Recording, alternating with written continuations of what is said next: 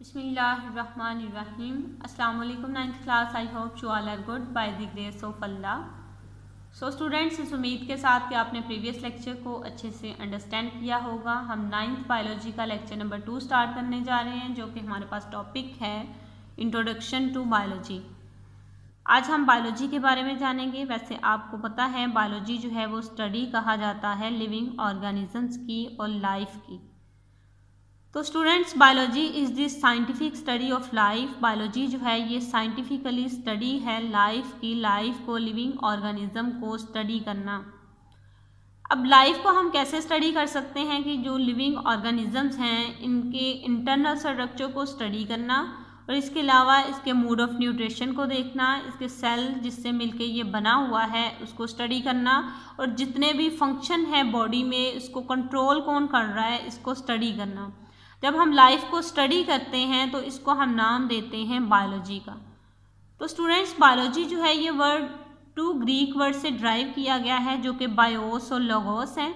BIOS meaning life and logos meaning thoughts और reasoning. अब ये थॉट्स और रीजनिंग जो है ये लाइफ के बारे में है, और इनको थॉट्स और रीजनिंग लाइफ के बारे में जो है इनको हम कहते हैं बायोलॉजी।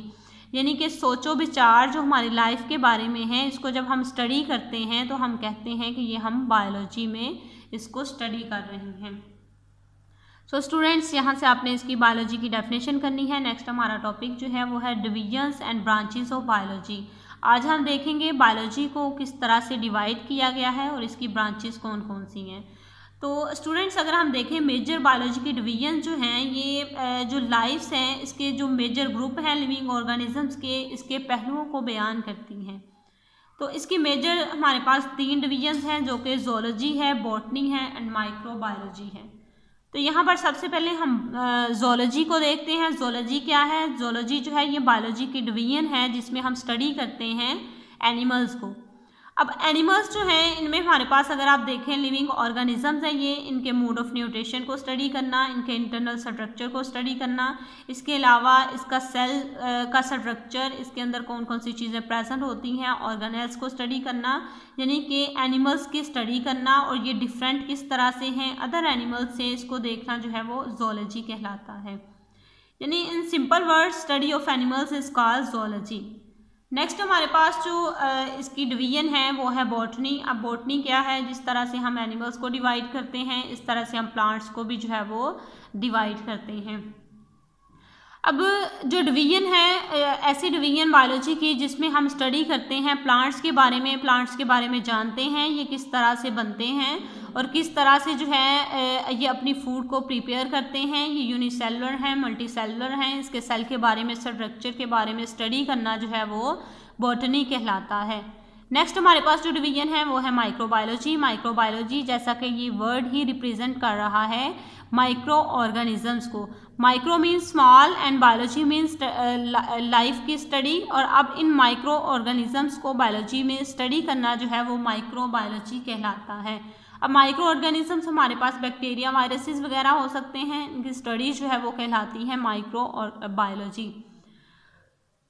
इसके अलावा अगर हम देखें तो हमारे लाइफ के जितने भी पहलू हैं ये जो है ये कंप्लीट नहीं होते ज़ूलॉजी, बॉटनी और माइक्रो ऑर्गेनिज्म में, इसलिए इसको जो है वो फर्दर कैटेगराइज किया गया है डिफरेंट ब्रांचेस में, जो कि हमारे पास morphology, anatomy, histology, cell biology, physiology, genetics, embryology, taxonomy, palaeontology, environmental biology, socio biology, parasitology, biotechnology, immunology, entomology और फार्माकोलॉजी है। आज स्टूडेंट्स इनमें से हम कुछ को डिस्कस कर लेंगे क्योंकि टाइम जो है वो बहुत शॉर्ट है हमारे पास। तो सबसे पहले हम डिस्कस करते हैं मॉर्फोलॉजी को, जो कि हमारे पास ब्रांच है बायोलॉजी की।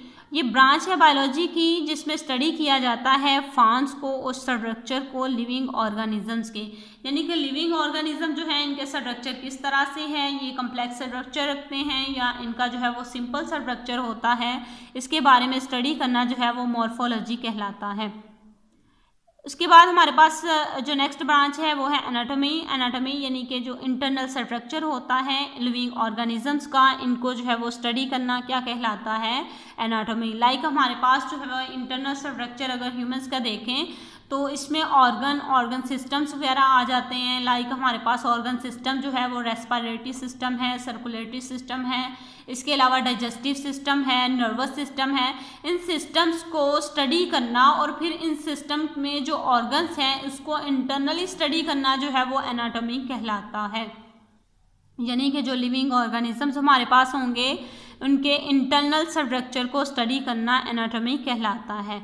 नेक्स्ट हमारे पास है हिस्टोलॉजी। हिस्टोलॉजी जो है ये माइक्रोस्कोपिक स्टडी है टिश्यूज़ की, यानी कि सेल जो है वो बहुत स्मॉल यूनिट होता है। सेल जो है वो लाइफ का यूनिट है, स्ट्रक्चरल यूनिट भी कहा जाता है इसको और फंक्शनल यूनिट भी कहा जाता है। अब इसको स्टडी करना यानी कि सेल जो है वो हमारे पास यूनिट है और सेल से मिलके जो है वो टिश्यूज़ बनते हैं और इन टिश्यूज़ को स्टडी करना जो है वो हिस्टोलॉजी कहलाता है। अब लिविंग ऑर्गेनिज्म में जो टिश्यूज़ हैं इनको स्टडी करना, इनके बारे में देखना, ये कौन सा फंक्शन जो है वो परफॉर्म कर रहे हैं, ये किस तरह से हैं, इसको देखना जो है वो हिस्टोलॉजी कहलाता है। नेक्स्ट यहाँ पर एक और ब्रांच को डिस्कस किया गया है जो कि हमारे पास है मॉलिक्यूलर बायोलॉजी, और मॉलिक्यूलर बायोलॉजी को बायोकेमिस्ट्री जो है वो भी कहा जाता है। अब हमारे पास जो ब्रांच मॉलिक्यूलर बायोलॉजी है ये डील करती है study of molecules of life में जो मॉलिक्यूल्स आते हैं इनकी स्टडी को। अब अगर हम देखें तो जो मॉलिक्यूल है ये कैसे बनता है, जब एटम्स कंबाइन करते हैं तो मॉलिक्यूल बनाते हैं। लाइक हमारे पास वाटर है, वाटर जो है इसमें हमारे पास हाइड्रोजन और ऑक्सीजन के एटम जो है वो कंबाइन करके वाटर बना रहे हैं। इसके अलावा प्रोटीन्स हैं, ये अमाइनो एसिड से मिलकर बनी हुई हैं। कार्बोहाइड्रेट्स हैं, इसमें शुगर्स आ जाते हैं, और लिपिड्स हैं, इसमें फैटी एसिड्स आ जाते हैं। इसके अलावा न्यूक्लिक एसिड है, इसमें हमारे पास DNA और RNA वगैरह आ जाते हैं। और ये मॉलिक्यूल जो हैं इनकी स्टडी करना और लाइफ के जो मॉलिक्यूल्स हैं इनको स्टडी करना क्या कहलाता है, मॉलिक्यूलर बायोलॉजी, इसको बायोकेमिस्ट्री भी कहा जाता है। नेक्स्ट हमारे पास है सेल बायोलॉजी। सेल बायोलॉजी जो है ये सेल के बारे में स्टडी है। सेल आपको मैंने बताया कि स्ट्रक्चरल और फंक्शनल यूनिट होता है लाइफ का, ठीक है। तो अगर आप देखें तो यहाँ पर मैं सेल का स्ट्रक्चर बनाती हूँ। एक सेल जो है वो छोटा होता है, ठीक है, टिश्यू से छोटा होता है। अगर ये सेल है हमारे पास तो सेल में डिफरेंट ऑर्गेनेल्स प्रेजेंट होती हैं, ठीक है। लाइक हमारे पास जो है ये सेल है, इसका सेंट्रल न्यूक्लियस होगा और सेंट्रल न्यूक्लियस जो है ये न्यूक्लियर मेम्ब्रेन इसके गिर्द होगी, ये पोरस होगी, ठीक है, और इसके अंदर न्यूक्लियोइड वगैरह होंगे। इसके अलावा इसमें जो है यहाँ पर एंडोप्लाज्मिक रेटिकुलम होगा, और ये एंडोप्लाज्मिक रेटिकुलम 2 टाइप्स का हो सकता है, रफ हो सकता है और स्मूथ हो सकता है। इसके अलावा इसमें माइटोकॉन्ड्रिया होगा, राइबोसोम्स होंगे, लाइसोसोम्स होंगे, गोल्जी अपरेटस होगा, डिफरेंट ऑर्गेनेल जो है इसमें प्रेजेंट होती है। और जो सेंट्रल न्यूक्लियस होता है ये जितने भी फंक्शन ये ऑर्गेनेल्स कर रहे होते हैं इनको कंट्रोल कर रहा होता है। अब प्रोटीन की फॉर्मेशन राइबोसोम्स वगैरह कर रहे होते हैं। इस तरह से जितने भी फंक्शन वगैरह जो सेल के अंदर हो रहे हैं ये कंट्रोल कर रहा होता है न्यूक्लियस।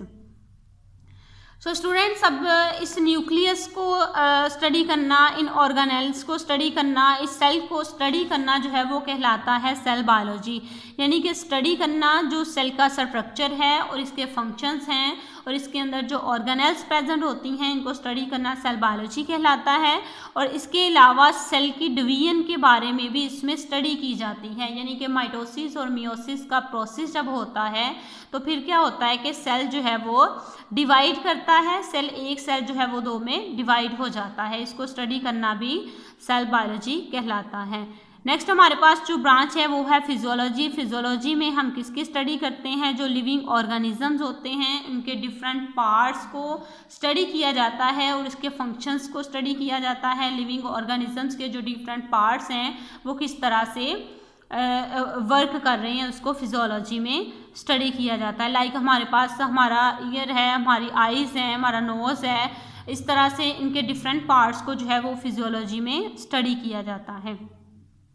सो स्टूडेंट्स, आज का हम लेक्चर जो है वो यहाँ पर कंप्लीट करते हैं क्योंकि हमारा टाइम जो है वो काफ़ी हो चुका है। तो आपने इसको अच्छे से जो है वो याद करना है, रिटर्न में इसकी प्रैक्टिस भी करनी है। आज के लिए इतना ही। अल्लाह हाफिज़, टेक केयर।